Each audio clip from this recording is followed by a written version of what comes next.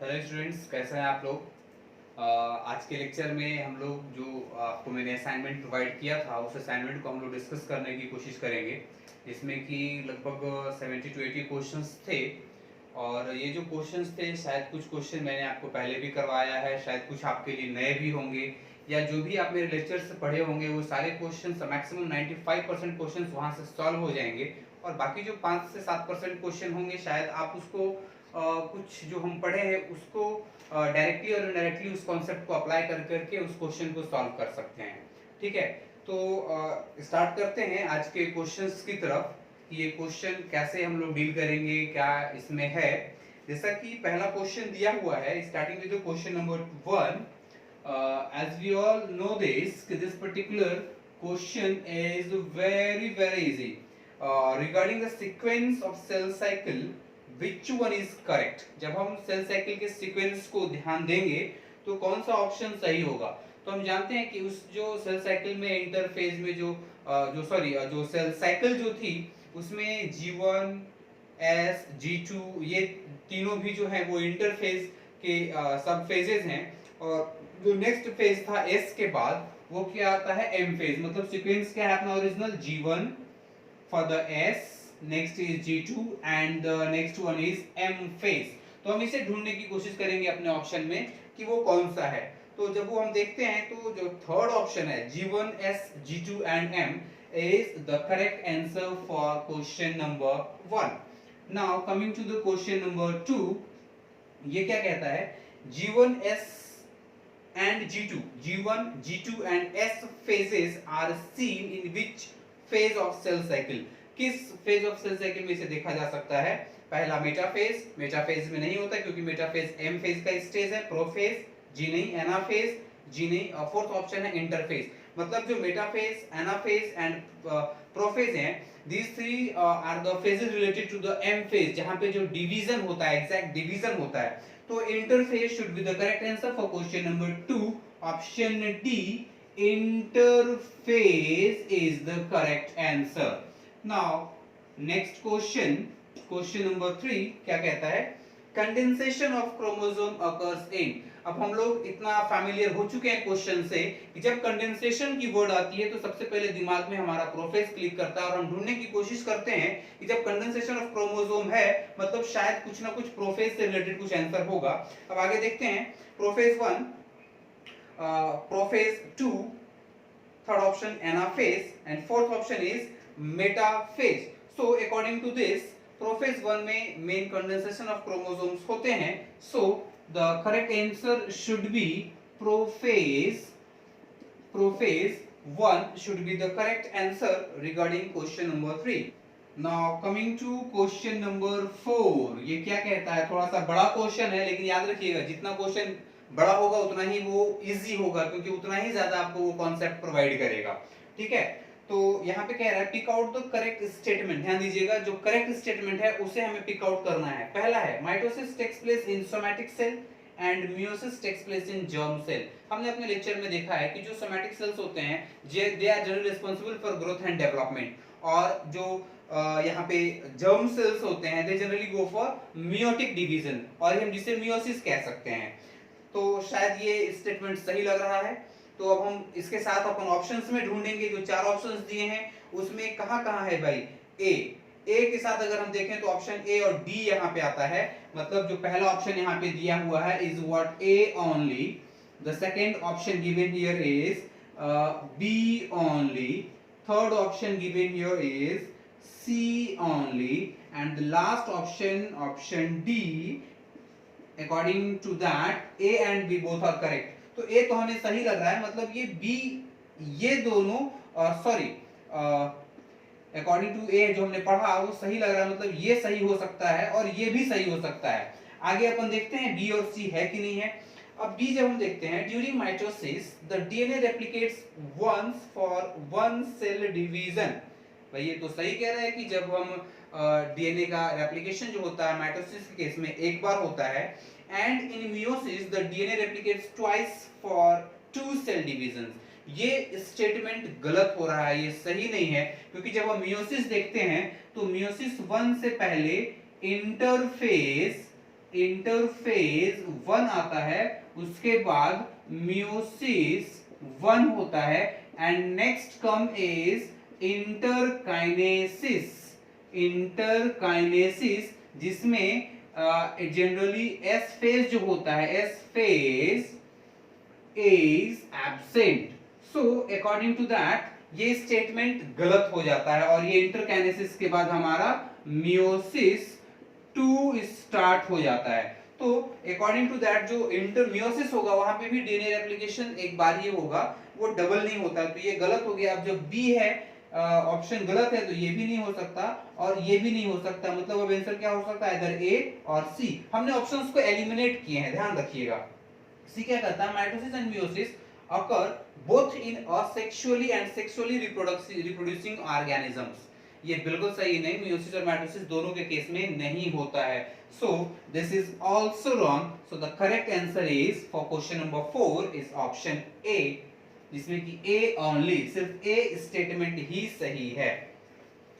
Next question number 5, ये क्या कहता है, which is not the character of mitosis। Mitosis का कैरेक्टर कौन नहीं है? पहला option leptotene, second zygotene, third pachytene, fourth all of the above. जी हाँ, इसमें से चारों भी ऑप्शंस जो दिया हुआ है, तीनों भी leptotene, zygotene and pachytene is not the characteristic of mitosis, क्योंकि these are generally they generally represents meiosis 1। It comes under meiosis 1 के प्रोफेज 1 में 5 सब स्टेजेस हैं, leptotene, zygotene, pachytene, diplotene and डाइकिनेसिस। सो ये ऑप्शन भी डायरेक्ट क्लियर है, D is the correct answer, all of the above. Question number 6, synaptonemal complex के बारे में ये पूछना चाह रहा है। Synaptonemal complex is formed during, कब होता है ये भाई? तो हम जानते हैं ये मियोसिस में होता है। सेकंड ऑप्शन अमाइटोसिस दिया है, थर्ड माइटोसिस दिया है, एंड फोर्थ इज साइटोकिनेसिस।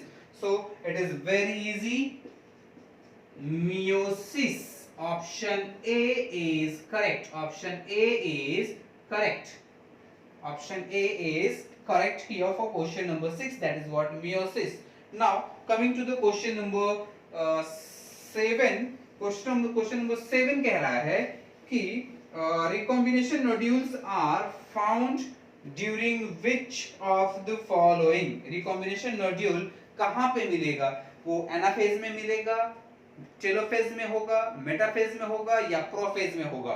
तो हम जानते हैं कि जो रिकॉम्बिनेशन की जो कैरेक्टरिस्टिक होती है मियोसिस 1 में जनरली प्रोफेज से रिलेटेड रखता है।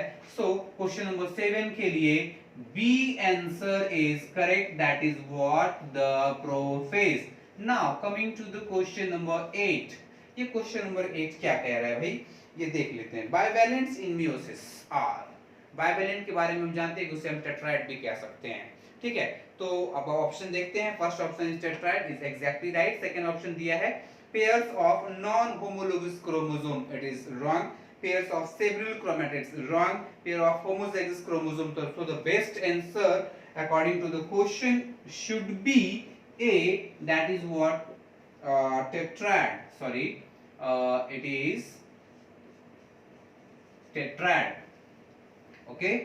now question number 9, question number 9 क्या कह रहा है भाई? mitosis is the process by which eukaryotic cells, mitosis के प्रोसेस से यूकैरियोटिक सेल्स क्या करते हैं? पहला ऑप्शन दिया है expose the genes for protein synthesis, it is wrong। becomes specialized in structure and function, also wrong। third is multiply and fourth option is grow, मतलब grow करेंगे, मल्टीप्लाई करेंगे, अपने जीन्स को एक्सपोज करेंगे प्रोटीन सिंथेसिस के लिए, और ये स्पेशलाइज्ड स्ट्रक्चर वो और फंक्शन को गेन करेंगे। तो इसमें हम जानते हैं कि माइटोटिकली जब कोई एक सेल किसी भी यूकैरियोटिक सेल में जब वो माइटोसिस होती है तो वहां पे मल्टीप्लिकेशन होता है, उनका सेल्स का मल्टीप्लिकेशन होता है, मतलब they generally multiply. So the option C is the correct answer, they generally multiply according to question number 9। now question number 10, what it says, recombination of gene occurs at, जब recombination की बात आती है तो सबसे पहले हमारे दिमाग में प्रोफेज मियोसिस 1 का प्रोफेज 1 क्लिक करना चाहिए। तो पहला ऑप्शन दे रहा है प्रोफेज इन माइटोसिस, जी नहीं, रिकॉम्बिनेशन जैसी कोई प्रक्रिया, कोई प्रोसेस माइटोसिस में नहीं होती। Second option is prophase 1 in meiosis, yes of course prophase 1 में तो होता ही है। तो आगे के ऑप्शंस जो दिए हैं एक बार पढ़ लेते हैं, prophase 2 in meiosis, metaphase 2 in meiosis. So the best answer here is, best and very clear, non-confusing answer is prophase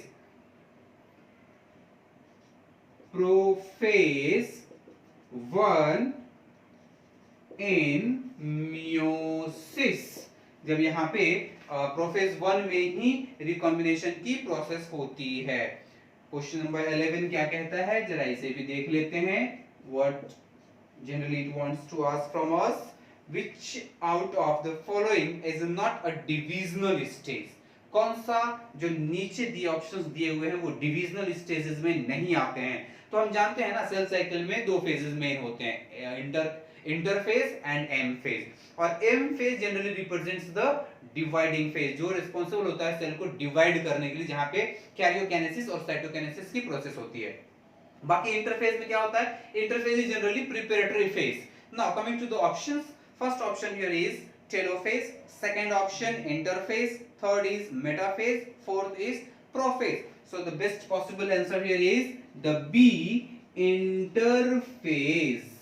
Interphase should be the correct answer for question number 11. Now coming to the question number 13. Question number 13 क्या कह रहा है, इसे भी जरा देखते हैं, है ना। Question number 13 कह रहा है prophase of reduction division is divided into number of sub stages. Prophase of reduction division की बात हो रही है, मतलब रिडक्शन डिवीजन बोले तो मियोसिस 1 को ये इंडिकेट कर रहा है, क्योंकि वहां पे ही रिडक्शनल डिवीजन होते हैं। बाकी मियोसिस 2 तो इक्वेशनल कहलाता है, it is very like mitosis division.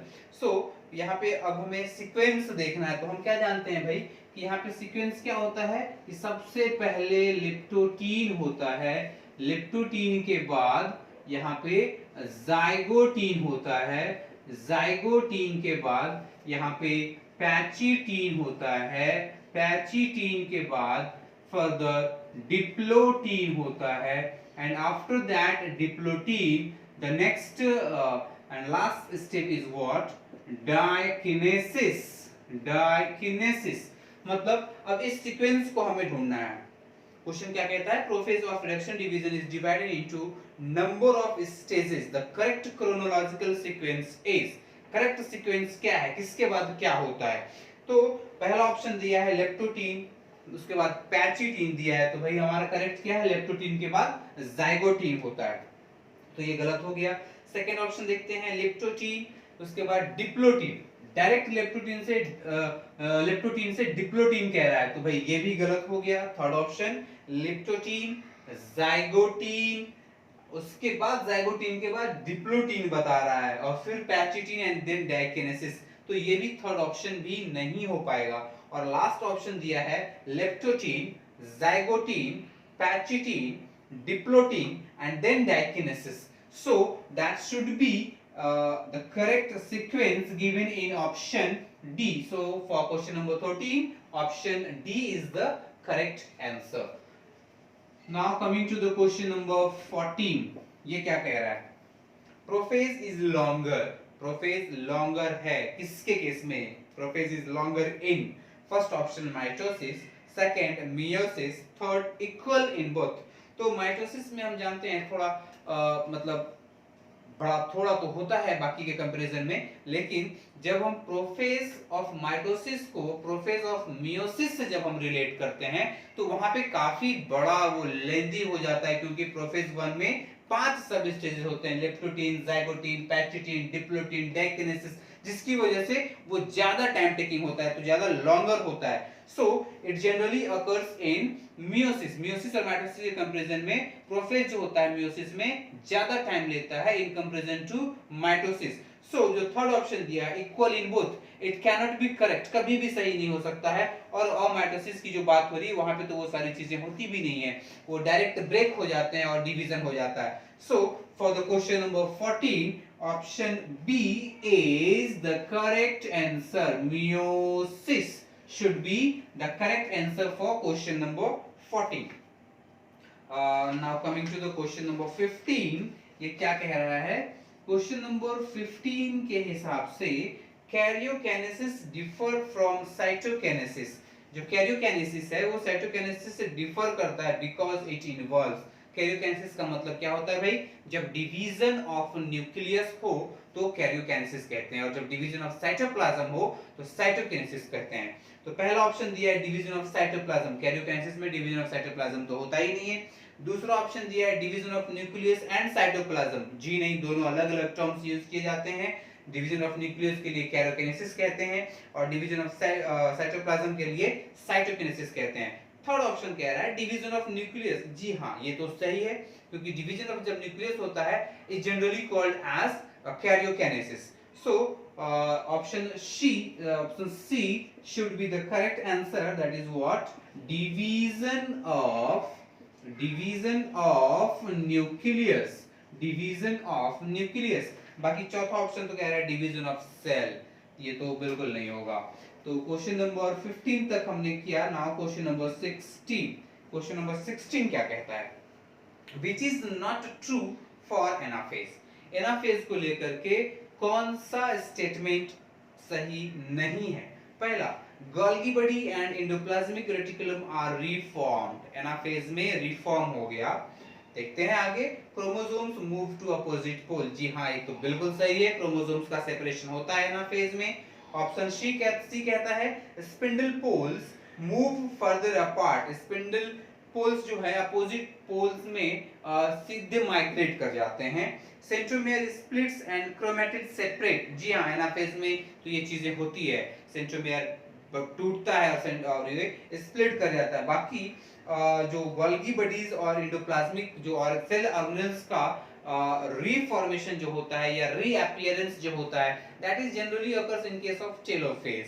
So option A is the correct answer, Golgi body and ER. Here ER represents endoplasmic reticulum. Endoplasmic reticulum. ER here represents endoplasmic reticulum. Endoplasmic reticulum. ER are reformed ऐसा कह रहा है। तो जी हाँ, this is the statement which is wrong regarding anaphase. So option A for question number 16 is very appropriate. Now coming to question number 17, question number 17 क्या कह रहा है? Which of the following has centrioles, किसके पास centrioles होगा? पहला, chromosome के पास, जी नहीं। दूसरा, स्पिंडल फाइबर्स के पास, वहां पे तो वो तो थ्रेड है तो सेंट्रियोल्स फॉर्म करते हैं। उसके बाद सेंट्रोसोम, एग्जैक्टली ये ऑप्शन हो सकता है। लास्ट ऑप्शन है सेंट्रोमियर। सेंट्रोमियर जो वो है जो क्रोमोसोम को बीच से जोड़ के रखता है, ये स्ट्रक्चर सेंट्रोमियर होता है जहां से स्पिंडल फाइबर अटैच करता है काइनेटोकोर प्रोटीन के पास से, है ना। तो the correct option is option C is what, centrosomes. Okay, question number 18, question number 18 क्या कह रहा है? In which phase proteins for spindle fibre formation are synthesised. फिर से रिपीट करता हूं, in which phase proteins of spindle fibre formation are synthesised, कहां पे स्पिंडल फाइबर के फॉर्मेशन प्रोटीन जो होते हैं फॉर्म होते हैं? पहला, G1 में, जी नहीं।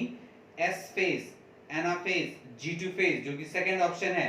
तो हम जानते हैं कि भाई G2 में, G1S G2 में जाकर के जो भी स्पिंडल प्रोटीन्स होते हैं वो सारे वहां पे फॉर्म किए जाते हैं। So the correct answer is B, G2 phase. G2 phase is the correct option. Now coming to the question number 19। Question number 19 क्या कह रहा है?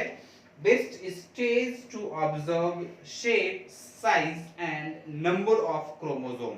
मतलब हम तभी रीड कर सकते हैं सारे चीजों को, उनके नंबर को, उनके शेप को, उनके साइज को, जब सारे क्रोमोसोम्स एक जगह जमा होके रहें, सब स्थिर रहें, उनके स्ट्रक्चर फॉर्म हो गए होंगे completely.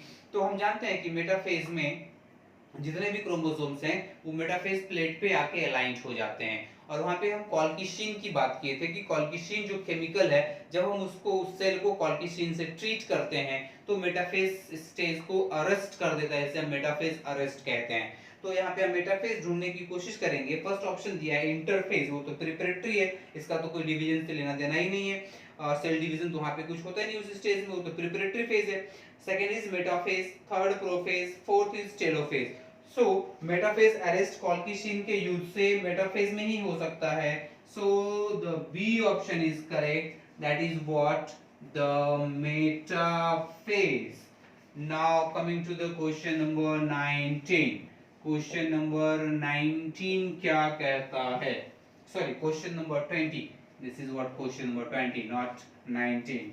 According to question number 20, in cell cycle DNA replication takes place in, it is very easy। DNA replication की बात हो रही है, मतलब सीधे सीधे इंटरफेज के एस फेज में ही, जो सिंथेटिक फेज कहते हैं, वहीं पे डीएनए रेप्लिकेशन होता है। और ऑप्शन जो होगा, हम एस फेज जो देख रहे हैं वो डी ऑप्शन है। डी ऑप्शन के हिसाब से एस फेज दिया हुआ है। So D is the correct answer for question number 20। Question number 21, ये क्या कहता है भाई? मियोसिस 1 इज रिडक्शनल डिवीजन, सही है। और मियोसिस 2 इज इक्वेशनल डिवीजन, बिल्कुल सही है। ड्यू टू, मतलब मियोसिस 1 रिडक्शनल डिवीजन है और मियोसिस 2 इक्वेशनल डिवीजन है। क्यों, किसकी वजह से है? तो हम देखते हैं। पहला ऑप्शन दे रहा है पेयरिंग ऑफ होमोलोगस क्रोमोसोम, ये तो कोई रीजन नहीं होता है। उसके बाद सेकंड ऑप्शन दिया है क्रॉसिंग ओवर, भी बिल्कुल ये भी नहीं हो पाएगा। और थर्ड ऑप्शन दिया है separation of chromatids. Fourth option is disjunction of homologous chromosome, मतलब उनका सेपरेट होना। तो होमोलोगस जो क्रोमोसोम सेपरेट होते हैं वो तो मियोसिस 1 में होता है, और मियोसिस 2 में क्या होता है भाई? तो जो सिस्टर क्रोमैटिड्स होते हैं उनका सेपरेशन होता है according to the separation of chromatid, the C option, separation of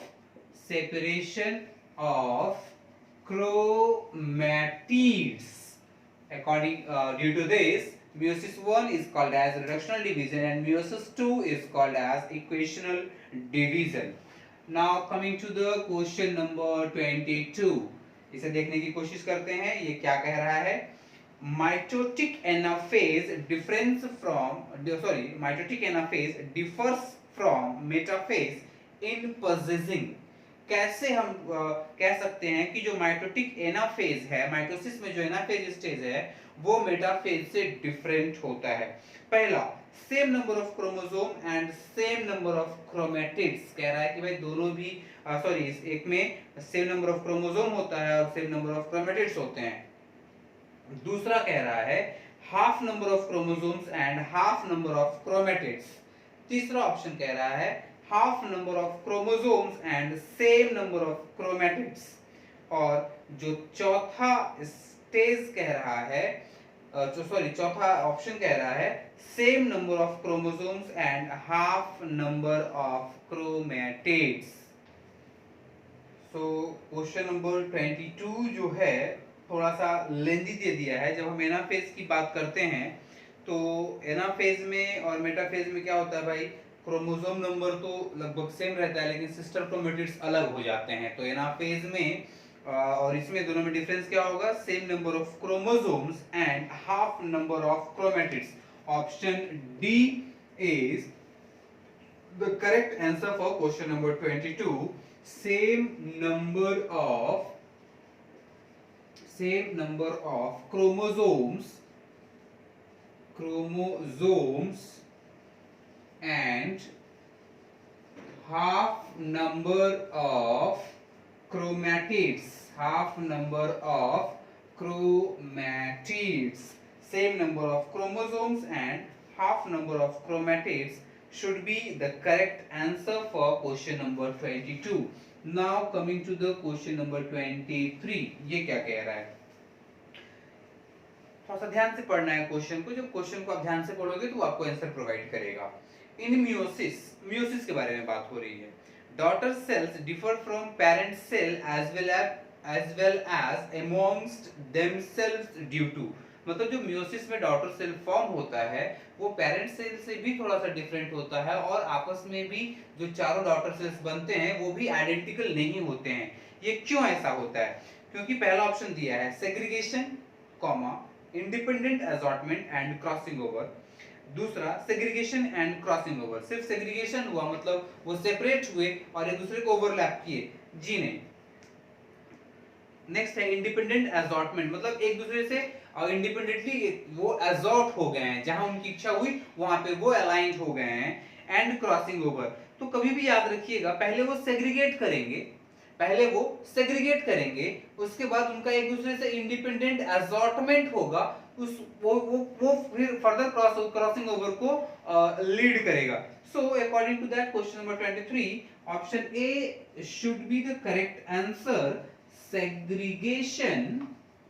segregation comma independent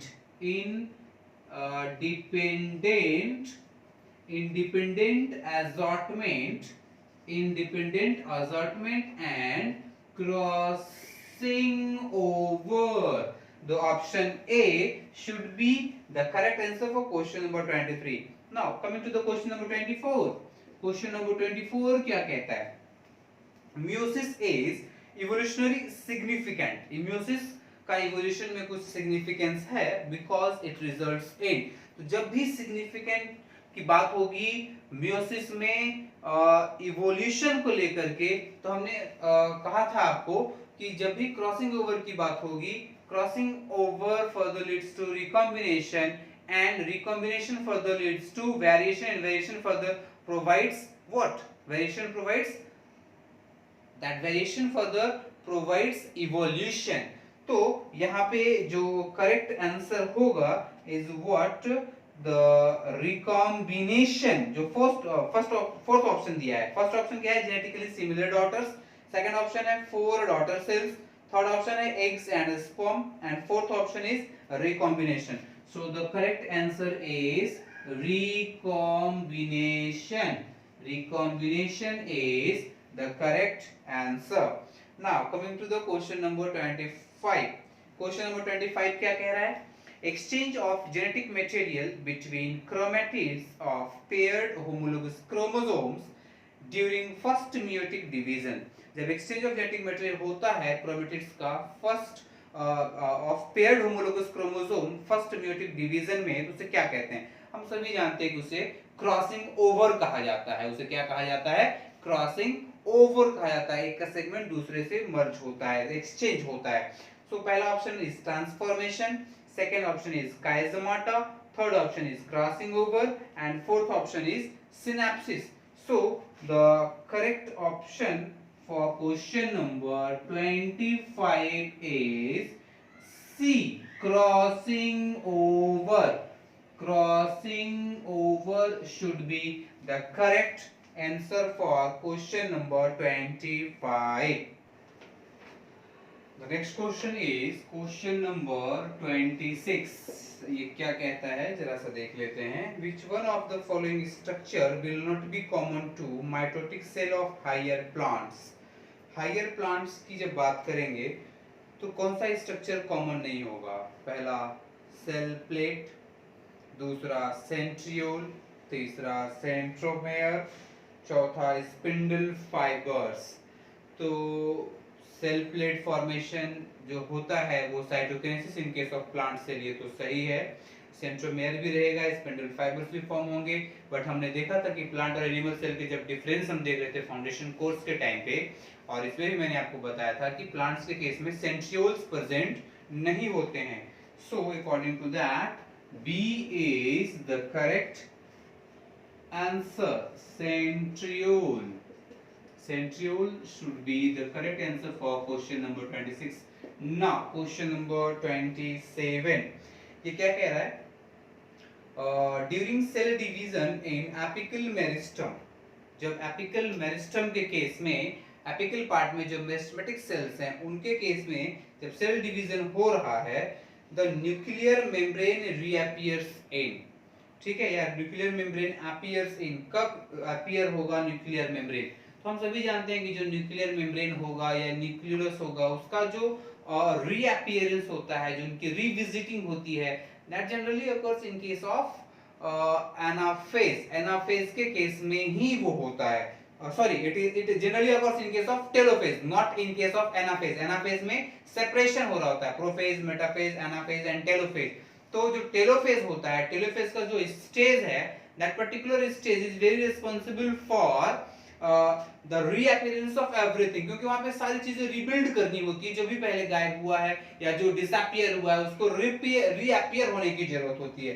so the telophase should be the correct answer. तो पहला ऑप्शन दिया है मेटाफेज, दूसरा एनाफेज, तीसरा टेलोफेज, चौथा is cytokinesis. So according to that option C is correct, telophase. Telophase में क्या होगा भाई?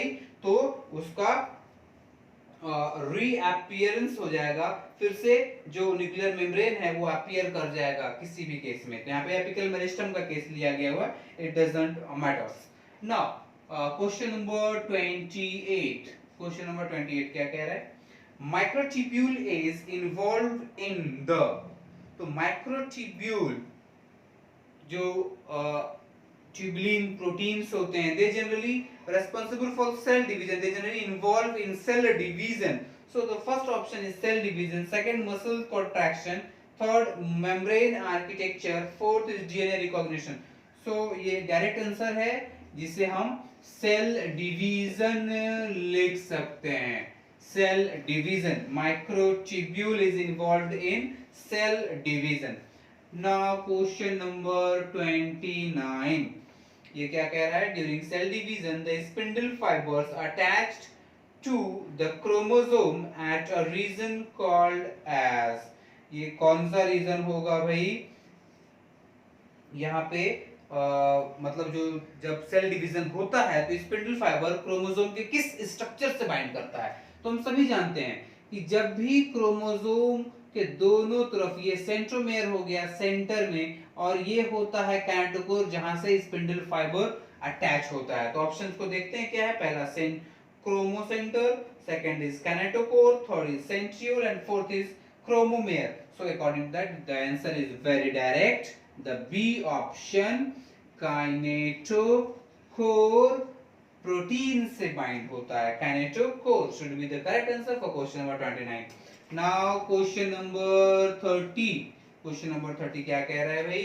Best material for study of mitosis in laboratory, सबसे बेटर मटेरियल है माइटोसिस की स्टडी के लिए लैबोरेटरी में, वो क्या है? पहला option is anther, second is root tip, third is leaf tip and fourth is ovary. So for this question option B is very suitable, that is what, root tip. Option B, root tip, क्योंकि ये meristematic होता है, यहाँ पे meristematic cells present होते हैं तो वो डिवीजन करते हैं, और एंथर तो क्या हो गया, वो जर्मिनल सेल्स हो जाते हैं, सो वहाँ पे वो एक्सेप्टेबल नहीं होगा। Now coming to the question number 31, if you are provided with root tips of onion in your class and are asked to count chromosomes, which of the following states can you most conveniently look into? मतलब आपको root tip दे दिया गया है class में और आपसे chromosomes को count करने के लिए कहा गया है, तो आप किस स्टेज पे सबसे बेटर वे में आप उसको देखना पसंद करेंगे? आप देख सकते हैं तो, या फिर आप काउंट कर सकते हैं, कब? तो पहला ऑप्शन है metaphase, second is telophase, third anaphase, fourth is prophase. तो इसलिए लेकर हम सभी जानते हैं मेटाफेज, मेटाफेज अरेस्ट कॉल्केशी, हम जब ट्रीट करेंगे तो वो मेटाफेज अरेस्ट होगा, हम प्रॉपर्ली काउंट कर सकते हैं, क्योंकि सारे क्रोमोसोम्स एक जगह, क्रोमोसोम्स जो होते हैं वो एक जगह क्लम्प्ड होते हैं। So according to that option A is very perfect, metaphase, without any confusion. Now question number 32, ये क्या कह रहा है? At what stage the cell cycle are histone proteins synthesized in a eukaryotic cell? कौन से stage पे जो histone proteins होते हैं वो सिंथेसाइज्ड होंगे यूकैरियोटिक सेल के केस में? First option is during G2 stage of prophase, second option during S phase, third option during entire prophase, fourth option during telophase. So for question number 32 जो answer है वो काफी clear हम लोगों ने discuss किया है पहले कि जो हिस्टोन प्रोटीन्स होते हैं they generally formed in S phase. So the second option during S phase. Now coming to the question number 33. At what stage synapsis occurs between, synapsis किसके बीच में होता है? mRNA एंड राइबोसोम के बीच में होता है? नहीं होता है भाई। स्पिंडल फाइबर और सेंट्रोमियर के बीच में होगा? बिल्कुल नहीं होगा, ये तो अटपटा ऑप्शन ही हो गया। टू होमोलोगस क्रोमोसोम्स, जी हाँ भाई वहां तो होता ही है। और चौथा ऑप्शन कह रहा है मेल एंड फीमेल गैमेट। सो सीधे क्लियर है, कुछ दिमाग नहीं लगाना है, direct between two homologous chromosome, homologous chromosome के बीच में सिनेप्सिस होता है। Coming to the question number 34, ये क्या कह रहा है? During mitosis endoplasmic reticulum and nucleolus begins to disappear. कब स्टार्ट हो जाता है उसका डिसअपियर होना? हम लोग जानते हैं कि जब प्रोफेज है, हमने अपने लास्ट लेक्चर में जब हम स्टडी कर रहे थे cell cycle and cell division, तो वहां पे लास्ट स्टेज में प्रोफेज में ही लास्ट होते होते जब प्रोफेज एंड होने पे होता है, प्रोफेज को हमने तीन पार्ट में थोड़ा सा डिवाइड भी किया था, early prophase, middle prophase, late prophase या मिड प्रोफेज। तो यहाँ पे जब प्रोफेज का लास्ट स्टेज जो कि लेट प्रोफेज है वहां तक आते थे कंप्लीटली डिसअपियर हो जाता है। तो ये स्टार्ट कहां से होगा? जब प्रोफेज एंटर करेगा, जब इंटरफेज को क्रॉस करने के बाद जैसे ही वो प्रोफेज में एंटर करेगा वहां से चीजें डिसअपियर होनी शुरू हो जाएंगी। तो पहला ऑप्शन दिया है लेट प्रोफेज, वहां तो कंप्लीटली डिसअपियर हो जाता है, क्योंकि हमारा है question nucleus and endoplasmic reticulum begins to disappear, कब स्टार्ट होता है? तो लेट प्रोफेज में तो कंप्लीट डिसअपियरेंस हो जाता है उनका। Second is early metaphase, late metaphase, and fourth option is early prophase. So that should be the correct answer, early prophase is the correct answer for question number 34. Now coming to the next question, that is what question number 35. ये क्या कहता है? Which type of chromosome will appear L shaped? L shaped कब होगा? ये थोड़ा सा अलग क्वेश्चन है, मैंने आपको फाउंडेशन कोर्स में मैंने ये बताया था, उसके हिसाब से आप सॉल्व कर सकते हैं। जब मान लीजिए ये क्रोमोसोम है और यहाँ पे इसका सेंट्रोमियर है, और जब आप इसे ऐसा बेंड करोगे तो ये एक ऐसा स्ट्रक्चर बनाएगा। ये जो नेक्स्ट स्ट्रक्चर जो फॉर्म होगा वो क्या होगा भाई? वो जो नेक्स्ट स्ट्रक्चर होगा वो क्या होगा? That appears like L alphabet, है ना? तो पहला ऑप्शन है टेलोसेंट्रिक, मतलब टेलोसेंट्रिक का मतलब यहाँ पे क्रोमोसोम्स प्रेजेंट होंगे। दूसरा एक्रोसेंट्रिक, एक्रोसेंट्रिक बोले तो कुछ ऐसा प्रेजेंट होगा। तीसरा इज मेटासेंट्रिक, बोले तो एकदम सेंटर में प्रेजेंट होगा, तो ये वी शेप्ड हो जाएगा। और चौथा जो है सब मेटासेंट्रिक, मतलब जिसमें कि नियर अबाउट ऐसा, ये ना सेंटर में होगा ना बहुत दूर होगा, टेलोमियर के नजदीक में होगा। सो द करेक्ट आंसर इज सब मेटासेंट्रिक। क्रोमोसोम के केस में जो क्रोमोसोम्स होंगे they generally appears like L shaped alphabet. तो आज हम लोग क्वेश्चन नंबर 35 तक ही डिस्कस करेंगे, उसके बाद जो रेस्ट क्वेश्चन है उसको हम लोग नेक्स्ट वीडियो लेक्चर में इसको कवर करेंगे। तो उम्मीद है कि आप लोगों को ये बेटर वे में समझ में आया होगा एक्सप्लेनेशन, और अगर कुछ इश्यू होगा तो आप कमेंट बॉक्स में मेंशन कर सकते हैं, ताकि मैं आपको वहां पे और डिटेल में आपको बता सकूं। Thank you very much.